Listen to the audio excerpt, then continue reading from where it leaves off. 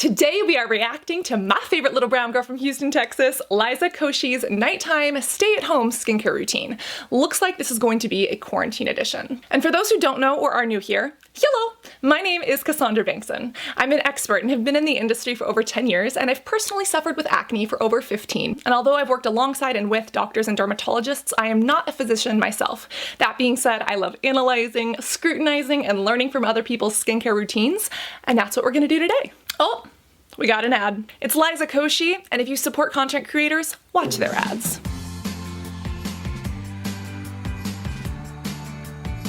Today I'm going to show you my skincare routine. I'm so excited. I've been playing with my makeup during this pandemic, and it's been a very calming, soothing thing for me. So I encourage you to try something other than this look, because this one doesn't look that great. But hey, you're alive, right? Puppy! So the first thing that I use is Serums cleansing water. Girl, that's a full ass bottle. Yeah, it is. So that's because this is a new product. I don't know what that was. Something in my throat. Maybe my house is haunted. Hello? There it was again. But yeah, I'm actually about to try it for the very first time right now because it's a brand new product and I just got this. But normally I use my Serums Gentle Makeup Remover Wipes. These are bomb. So, this is the point of the video where you probably expect me to tear her apart for using makeup wipes. Yes. The thing is that these Sieste Moy are actually very special. I've actually used them before. They have salicylic acid, so they're really good for breakouts, and they're actually biodegradable. The thing about makeup wipes and why they're horrible is because of how they destroy the environment, but they also don't do much for your skin. They're really not that good at removing makeup off your face, and even if they remove some of that green eyeliner or some of that color, they can still leave a lot of dirt and a lot of the buildup that happens on our skin throughout the day, and it doesn't get washed out the drain, and it doesn't prep your skin for the steps that come next. Overall, this brand is cruelty-free. The wipes are biodegradable, so they're not horrible, but on a scale of 0 to 10, 0 being how do you still have skin on your face, and 10 being you will find this in a dermatologist's office, I would say that these products from this skincare line are around a 5. So they're not horrible, but they're not great either. I don't have cotton pads right now. I only have toilet paper, surprisingly.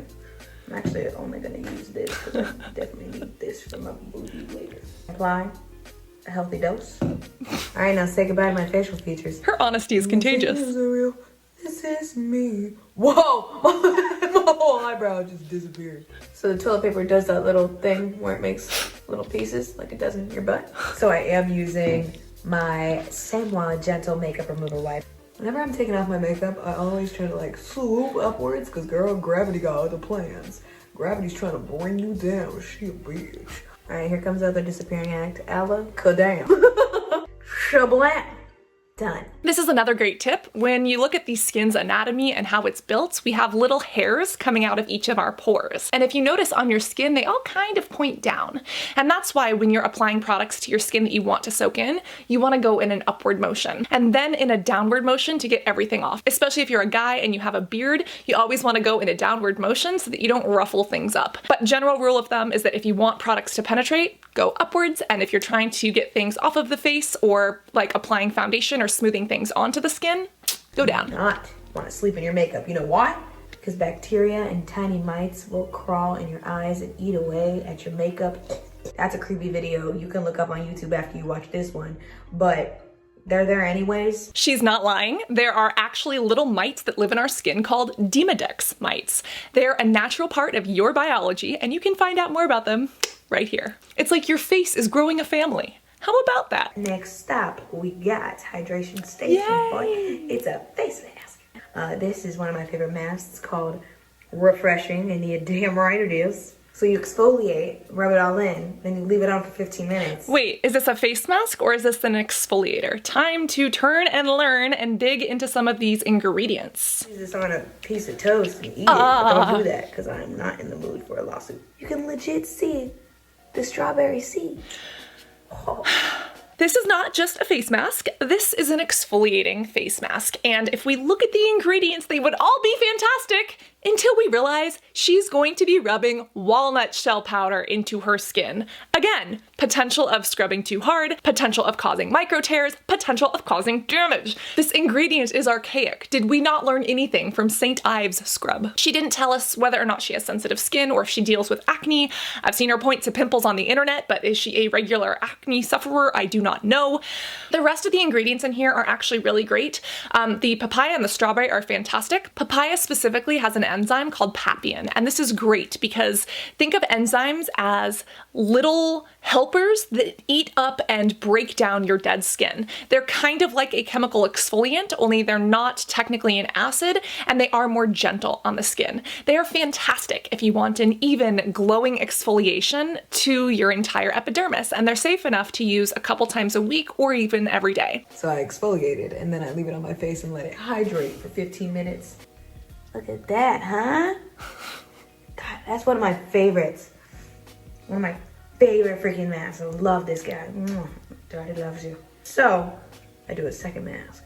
So her skin actually looks really glowy and beautiful. I'm sure she has a ring light on here, but if you can see, even after the cleansing and exfoliating she did, she still has a little bit of shininess right here, which makes me think that she does have an oily or oily prone skin type. Also, there is a little bit of redness kind of here on the forehead, some of those areas that she scrubbed. Again, redness can be temporary. It could be erythema. It could go away. It doesn't look like this did a ton of damage to her, but in general, unless you have very thick, tolerant skin, avoid walnut shell powder. It's barbaric. You don't need it. They also don't exfoliate very evenly. They can kind of create those scratches in the skin, and you're basically rubbing rocks, tiny little sharp rocks or tiny little pieces of glass around your skin, trying to get some exfoliation. Go for a chemical or an enzyme exfoliant. It's much better for your skin, and hopefully you won't end up with the same patchy redness that we see from physical exfoliation. I love this charcoal mask. It is one of the smoothest. Let me just show you. Check it. It's not a mask. Yeah, little wax.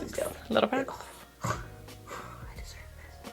Like, when it feels this good, why not do it every night? Am I right, ladies? Same. It's like thick. Like that consistency, that pigment, though. Bang! Bang, bang!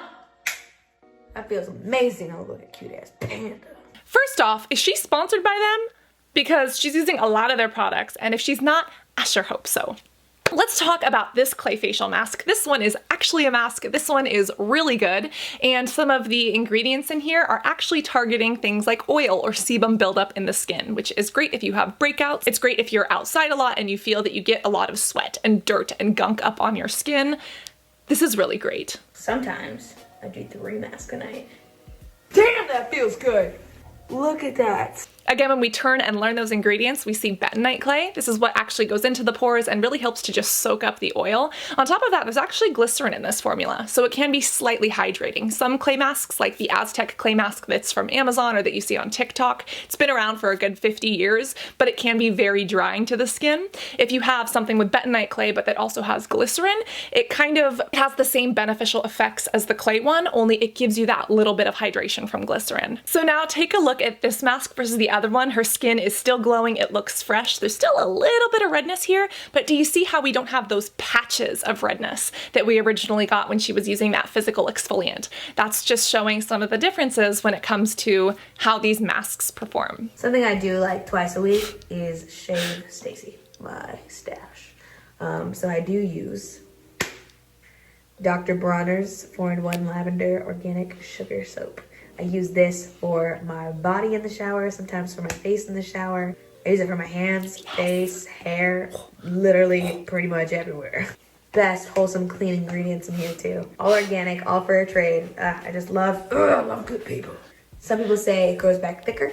Let's explain why some people think that their hair grows back thicker if they shave it. When your hair grows, it actually grows from underneath your skin. So here's the top of your skin, here's the hair underneath, and it starts coming up through. Well, because it has these 3 different stages, it grows at different rates and it grows in different cycles. Now, when you shave your hair, you're basically taking a lawnmower to it and cutting it off evenly at the top. So now when your hair starts to grow back, it kind of looks like it's growing even because it's now all growing at what appears to be the same rate. This can create the illusion that hair is growing back thicker or growing back faster. Go watch somebody mow the lawn and see in the first day it looks like it grows back really fast because it's even, but then as a couple days or a couple weeks go by, you might notice that yes, the lawn or your facial hair gets a little bit more straggly, but it doesn't look like it's growing as fast. And that's because they're growing at different speeds in different stages and at different lengths. So no, waxing, tweezing, shaving your hair does not make it grow back faster. It might actually grow back slower over the long run.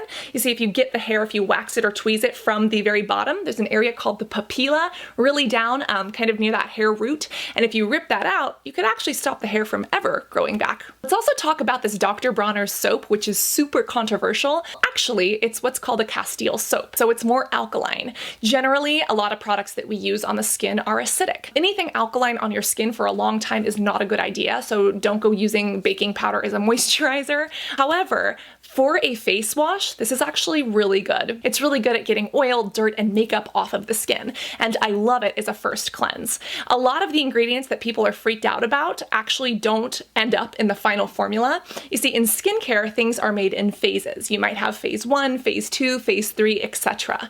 And what you put in initially doesn't come out. Think about a cake. When you're baking a cake, let's say that you put in flour, sugar, water, chocolate, a vegan egg, right? When you bake the cake and take it out of the oven, you can't separate those things out anymore. And the entire reason that the cake rises is because chemical reactions are happening inside of there and causing changes to the overall end product. The end product can never go back to the original state. And that's kind of what happens in a lot of skincare formulations. Some of the ingredients that you put in might seem toxic or might seem harmful, such as lye or sodium hydroxide, but once you actually get to the final steps of processing those ingredients, they become harmless or they even become helpful to the skin. This is a product that I personally love for cleansing my own face. I do recommend it to others who have an oily skin type. I have tested the pH of my skin before and after, and I found that it works for me, especially if I bring the acidity of my skin back down to a lower pH. Again, the Dr. Bronner's one that I use has tea tree. That is one of the only oils that is antimicrobial and antibacterial, so it is good for acne-prone skin, such as this face. The lavender ones I can't really speak on, and it depends on your tolerance or her tolerance to essential oils. But overall, I'm glad that she's gotten rid of Susan or Susie or whoever it is that kind of made a home on her upper lip. I use Blemish Treatment Acne Pads by Moi. These are, say it with me, bomb. They are these nice little pads. It clears up my skin. It never burns. Sometimes when you go to pimple treatment, it just like burns. This one does not. It's so gentle. So these pads have water, alcohol, allantoin, and salicylic acid. The alcohol can be a little bit drying. I hope that she's going to rebalance the skin after this, but alcohol can also be a penetrator, and it can help to clean the skin of impurities and bacteria. Sometimes, you know, before starting an IV or before doing certain skincare treatments, we do apply alcohol, but in general, it's not the best. Now, the salicylic acid in here is great. Again, perfect for blackheads, for whiteheads, and for oily skin. And allantoin is a compound that's amazing. It is actually super anti-inflammatory, very nourishing to the skin. So this is great. Are they the best pads in the world? No. But are they something that, again, is kind of on the middle between 0 and 10? Yes. All right, next step, we got Biossance. Vitamin C rose oil. Don't know how to say Biossance. Bitch. Absolutely love this. This is one of the best vitamin C oils. Yeah, fine. So I put a couple drops. Bop, bop. So the one thing that if the internet tears people apart for is touching the little dropper to your face. In theory, it's true. Touching a dropper to your face, putting it back in the bottle can spread bacteria that was on your face into there. Now, we just saw her do multiple masks and cleansing of the face, so it's probably not that bad. And you also have to think, skincare products have preservatives in them. And also, yes, bacteria and a lot of things can grow in water. It's harder for these microorganisms to grow in oil. Is it a good skincare practice? No. Have I done it? Yes.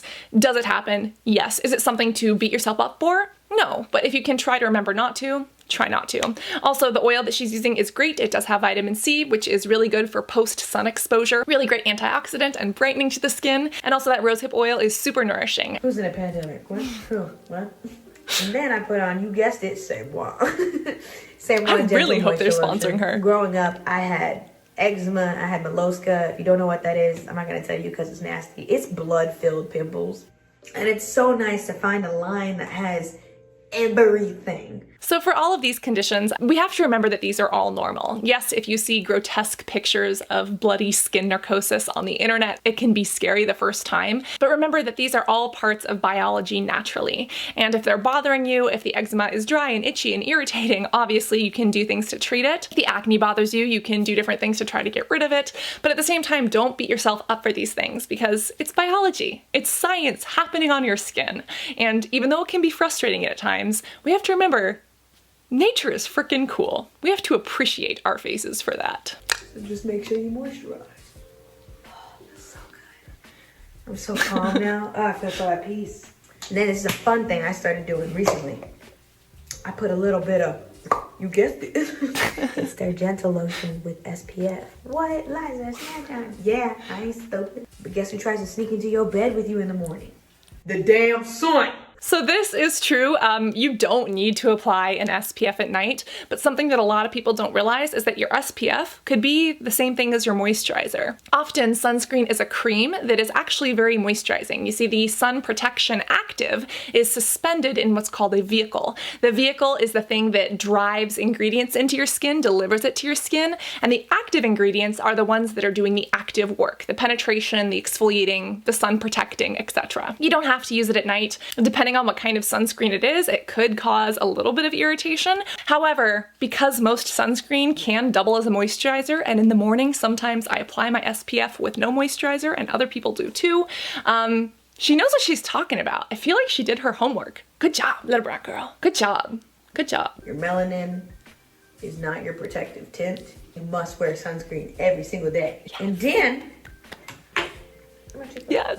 I am so glad that Liza brought this up. It is true that melanin, the pigment in skin, is created in response to sun exposure. But those who are naturally a 4, 5, or 6 on the Fitzpatrick scale still need to use sunscreen. It's because UVA and UVB rays that penetrate the skin can cause damage, can cause DNA damage, and therefore skin cancer. Specifically, there are skin cancers such as actinic keratosis or basal cell carcinomas, and a lot of people don't protect themselves because they are told that they don't need it. But the truth is that SPF is never a bad idea, and again, prevention is always easier than treatment. And then I pop 2 of these. These are vegan collagen boosting gummies. I take a lot of gummies because they're like my adult fruit snack pack. So here's the thing about collagen gummies. We've done a whole video debunking them.